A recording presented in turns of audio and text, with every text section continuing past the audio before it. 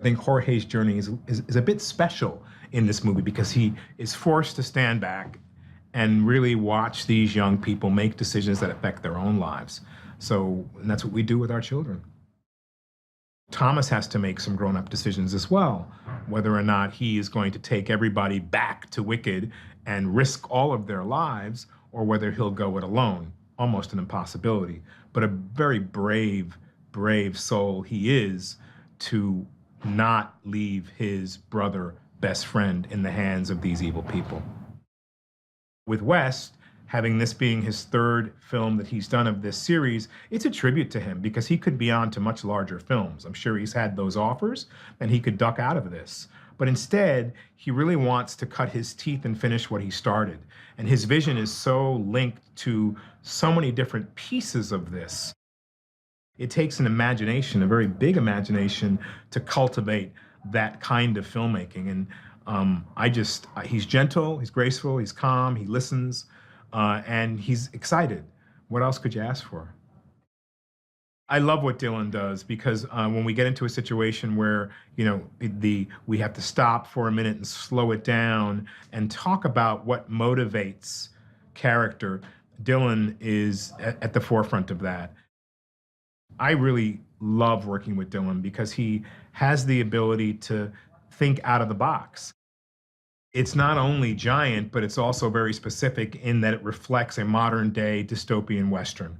And I love we've been in some really remote locations out in Cakamus and Agrabes, and we've been out in St. Helena Bay by the ocean. You really get taken away by the geography of where we're shooting this film in South Africa. But the trains that were shipped in and loaded off of trucks and put onto the train tracks and actually worked back and forth, it's unimaginable, the scale of the film, but it allows me as an actor to feel like there's really been not only thought put into things, and money invested, but real vision to be able to play on a big, grand scale.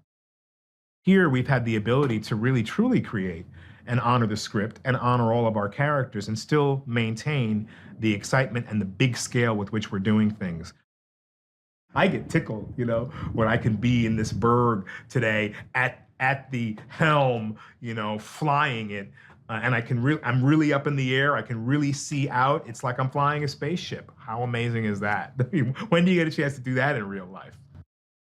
This is the biggest movie in the series so far. I believe that we're doing our job well here, putting it together. And I think it's gonna, you know, far exceed the fans' expectations. They've been dying for this movie for a long time. Not only is our story the strongest in this film, I think the performances are the strongest as well. And I think the physical elements of the movie are grand. You have good versus evil. You have lives in the balance. You have people trying to do what's right. The roller coaster ride of the story is pretty fantastic in terms of, well, what do we do now? Where do we go now? And so there's no choice but to enter into this, our third movie, in retaliation and revenge. Not even revenge so much, but retaliation and a way to figure out how to survive. And once one of our own has been taken, we got to go get them.